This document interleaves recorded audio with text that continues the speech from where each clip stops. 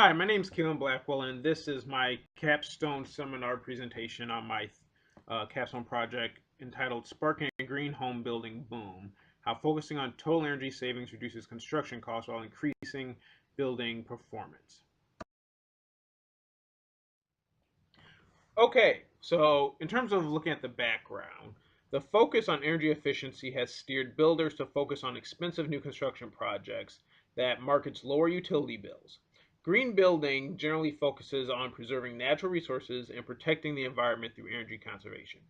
Reducing utility usage is an understandably primary goal within green building due to the sustainability goal, but the benefits of embodied energy have largely been ignored. Embodied energy is the inherent energy that took to create existing building materials.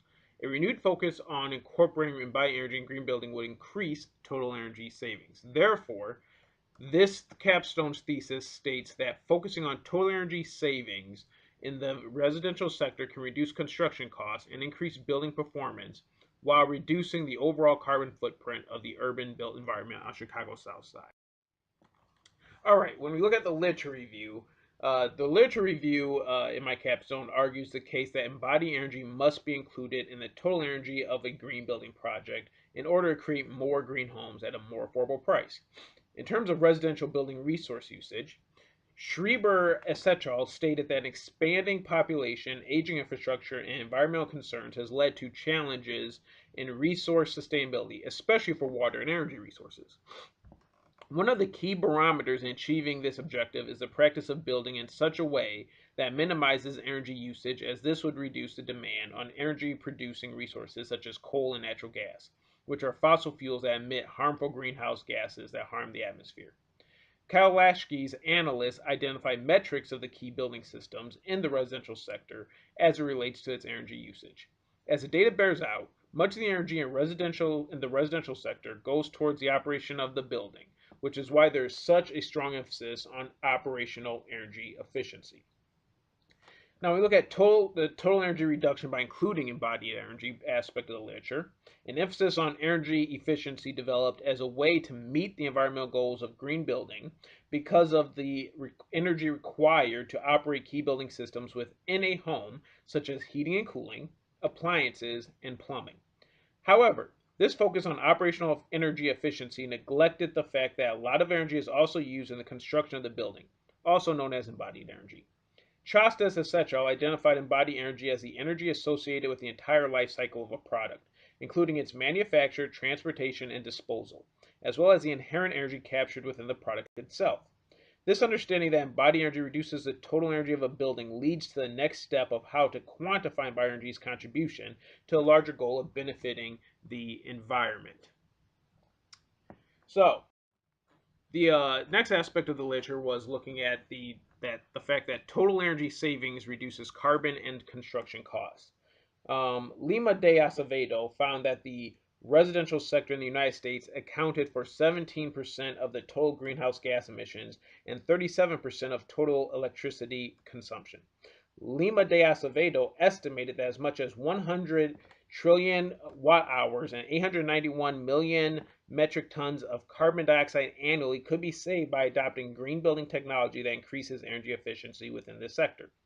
Nichols et al. Affirmed the findings of Lima de Acevedo by noting that embodied energy, specifically in the residential sector, contributes 8 to 17% of total energy usage, so these environmental savings could be as high as an additional 151.47 million metric tons of carbon dioxide saved annually, with the added focus on conserving embodied energy in green building, proving that combining embodied energy with energy efficiency increases total energy savings.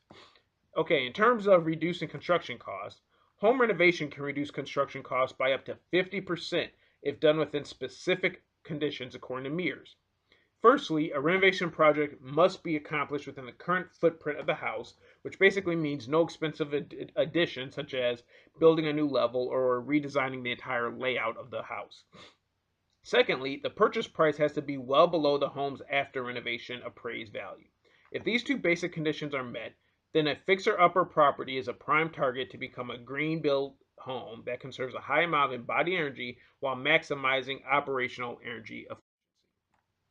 Now, finally, looking at the Chicago South Side case study, I picked Chicago because it's mostly comprised of multi-unit buildings in the form of 2 to 4 flat residences. This dynamic actually amplifies the benefits of embodied energy in green building construction. This is because a study by Nichols et al. Found that less dense neighborhoods consumes up to 320% more embodied energy, 150% more operational energy, and about 160% more total life cycle energy per capita than a densely developed neighborhood. Their work shows that total energy reduction and the associated benefits in green building nets better results in an urban context. Chicago's vacant property crisis creates a unique opportunity for green building. Today's devastation of Chicago's South Side occurred primarily during the economic recession of 2008. Vacant property ballooned from 19,833 properties prior to 2008 to 69,275 properties in 2012. Property prices on the south side of Chicago plunged as a result, with 2 to 4 flat residential properties being sold for as low as $10,000.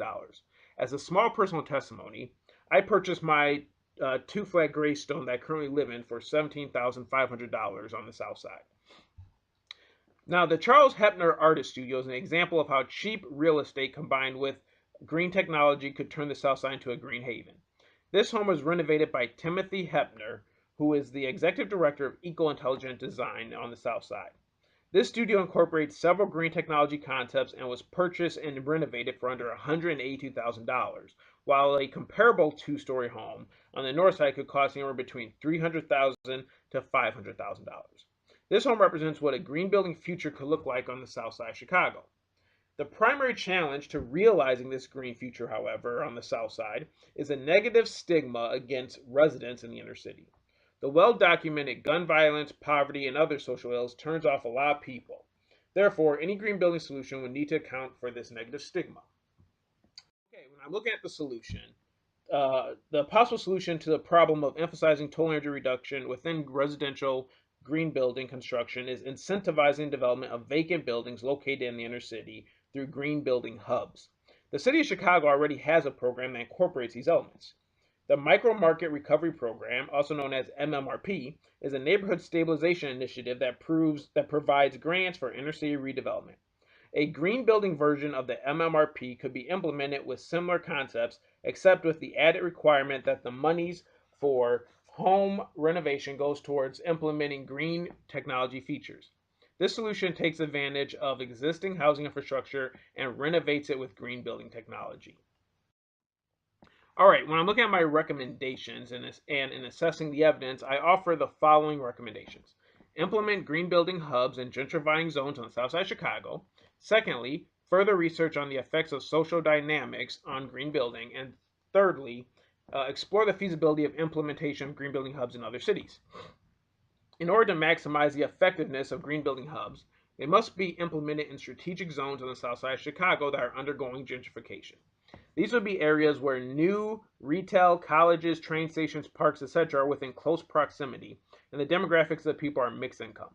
This would offset the negative stigmas associated with high poverty areas and make the green building hubs more attractive to potential residents. I also recommend that more research in the area of social dynamics impact on green building.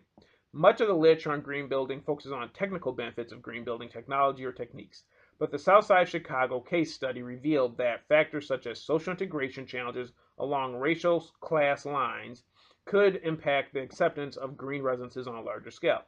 Finally, exploring the feasibility of green building hubs as a solution to advancing green building in the inner city in other cities could test the idea of this solution, helping to make the benefits of green building mainstream. In conclusion, conserving embodied energy in the form of existing building infrastructure while merging green building technology to maximize energy efficiency is the best way to increase total energy savings and reduce construction costs. The Capstone's case study approach is legitimate in testing this thesis, as it demonstrates the South Side of Chicago's real-world feasibility of the arguments made in this paper. The South Side of Chicago meets the requirements of possessing high amounts of vacant properties that are available at affordable prices. This capstone is important to the field of green building scholarship because it highlights a new way forward to advance green building while uncovering new challenges that could impede green building progress. Renovating vacant residences in areas with low acquisition costs could become a new and lucrative market for green building practitioners, as this capstone has highlighted.